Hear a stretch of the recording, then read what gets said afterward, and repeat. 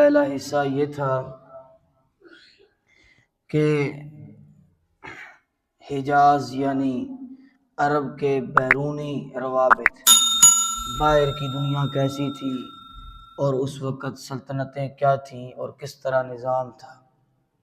پھر ہم نے کل اندرونی سیاست کو سماعت فرمایا کہ مکہ اندرونی طور پر کتنے حصوں میں بٹا ہوا تھا اور کس طرح تھا۔ آج کل قبیلے کی تقسیم تھی اور آج اس قبیلے کے اندر نظام کیسے چلتا تھا اور سیاست کیسے ہوتی تھی۔ چند ڈیوٹیاں تھیں، وہ ڈیوٹیاں مختلف لوگوں کے ذمہ لگائی ہوئی تھیں اور اس کی وجہ سے یہ ریاست چلتی تھی۔ اب ہر قبیلے کے اندر یہ یاد کرنے کی باتیں ہیں، آگے نبی کریم صلی اللہ علیہ وآلہ وسلم کی دعوت کے آغاز میں یہ ہمیں کام آئیں گی۔ قبیلے کے اندر سب سے پہلے جو عہدہ ہوتا تھا وہ سردار ہوتا تھا۔ سردار کو شیخ کہتے ہیں۔ پہلا عہدہ شیخ، دوسرا عہدہ جنگی قیادت یعنی کمانڈر ان چیف، یہ قبیلے کے اندر سے منتخب ہوتا تھا۔ تیسرا، ہر قبیلے کے اندر ایک شورا کا نظام تھا، اجتماعی مشورہ ہوتا تھا جسے ہم اپنی زبان میں پنچایت کہتے ہیں۔ ایک سردار ہو گیا، ایک جنگی معاملات دیکھنے والا ہو گیا، ایک پنچایت ہو گئی، اور ایک ہوتا تھا باہمی دفاع۔ ہر گھر میں سے ایک ایک جوان لے کر قبیلے کا دفاع کیا جاتا تھا، اس کی سیکیورٹی کی جاتی تھی۔ اور پھر ایک نظام تھا انتقامی نظام، کیونکہ عرب سارا کا سارا کھڑا ہی انتقام پر ہوا تھا۔ آج ہی ہم سماعت فرمائیں گے حلف الفضول، آپ وہ جنگ سنیں گے اور آپ حیران رہ جائیں گے کہ تھا کیا۔ اب وہ قبیلوں کے اندر معاملہ حل نہیں ہوا تو بڑی قیادت نے اس معاملے کو حل کیا۔ رسول اللہ صلی اللہ علیہ وآلہ وسلم بھی اس معاملے کے اندر تھے، آگے آ رہا ہے انشاءاللہ۔ اس کو قرآن پاک نے کہا اذ جعل الذین کفروا فی قلوبہم الحمیۃ حمیۃ الجاہلیہ۔ وہ حمیت جاہلیت کیا ہے؟ ہم کہتے ہیں غیرت و حمیت پیدا کرو، یہ وہی حمیت تھی جو ان کے ہاں تھی کہ پورا نظام انتقام پر چلتا تھا۔ آگے کول بھی آ رہا ہے کہ انصر اخاک ظالما او مظلوما، اس کا ایک ٹائٹل تھا، اپنے بھائی کی مدد کرو چاہے وہ ظالم ہے چاہے وہ مظلوم ہے۔ بس ہمارے قبیلے کا فرد ہے تو چاہے اس نے ظلم کیا ہے ہم اس کا پھر بھی ساتھ دیں گے، مظلوم ہے تو اس کا ساتھ دینا ہی دینا ہے۔ اس طرح یہ نظام چلتا تھا۔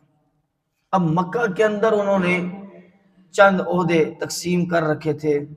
سب سے پہلا عہدہ جو تھا وہ ہے صداتا کا۔ یہ آگے کر دیتے ہیں، آگے کر دیتا آگے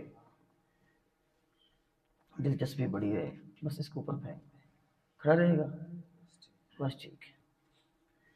اچھا جی، یہ ہم مکہ کے اندر اب آ گئے ہیں۔ تو مکہ کے اندر پہلا جو عہدہ تھا وہ تھا صداتا۔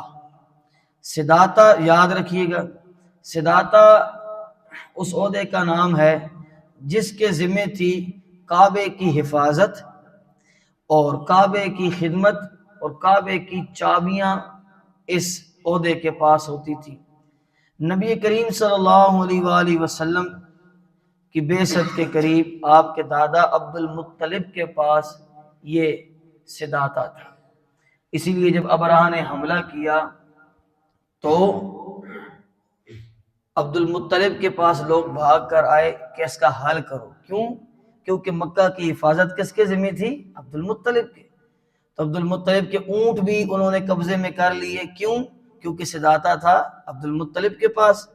تو عبد المطلب گئے، اب سارے کہہ رہے تھے پتہ نہیں جنگ کا اعلان کریں گے کیا۔ عبد المطلب گئے ابرہہ سے کہنے لگے کہ اونٹ میرے ہیں مجھے دے دو، کعبہ جس اللہ کا ہے وہ جانے اور تو جانے۔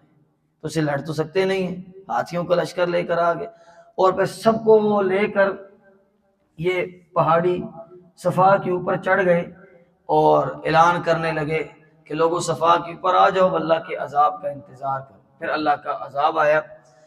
تو یہ صداتا ہے، یہ عہدہ کس کے پاس ہے؟ بنی ہاشم کے پاس۔ یہ باتیں یاد رکھیے گا کہ عہدے کس کس کے پاس ہیں، کیونکہ ان عہدوں والوں نے مخالفت کرنی ہے۔ صداقہ کس کے پاس ہے؟ بنی ہاشم کے پاس، یعنی بنی ہاشم آپ کا اپنا ذاتی خاندان، قریش بھی ہیں پھر عدنان ہیں، کل سماعت فرمایا تھا، عدنان پھر قریش اور پھر ہاشم، اس طرح آپ 3 سٹیپوں میں، جس طرح کوئی کہے ہم عوان ہیں، پھر آگے لوکھراں ہیں، پھر آگے کوئی ذیل بنا رہے، اس طرح۔ تو یہ نبی کریم صلی اللہ علیہ وسلم کا قریبی خاندان جو تھا وہ ہاشم تھا۔ اگلی ڈیوٹی ہے سقایا۔ سقایا کہتے ہیں کیونکہ مکہ کے اندر پانی کی قلت تھی، اسی لیے حضرت ابراہیم علیہ السلام دعا کر رہے ہیں، رب اجعل ھذا بلدا آمنا وارزق اہلہ من الثمرات، اے اللہ اس شہر کو امن والا بنا اور یہاں رزق کی کمی نہ ہونے دی، کیونکہ پانی نہیں ہے، پودا ہو نہیں سکتا۔ اللہ نے ایسے دعا قبول کی۔ آج بھی آپ چلے جائیں، جو پھل فروٹ، جو زرعی چیزیں آپ کو پوری دنیا میں نہیں ملیں گی وہ آپ کو عرب میں ملیں گی، حالانکہ عرب کے اندر ایک پودا بھی نہیں ہے۔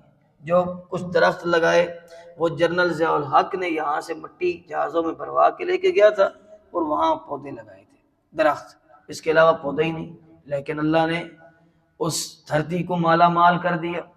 تو پانی کی قلت ہو جایا کرتی تھی، تو اب حج کے موسم میں ہزارہ زائرین آتے تو وہ کیا کرتے، خاص انتظام، بڑے بڑے مشکیزیں بنائے ہوئے تھے، پورا خاندان جاتا، بیر سے پانی بھر کے لاتا، ان مشکیزوں کو بھرتا اور پھر لوگوں کو پانی پلاتے تھے۔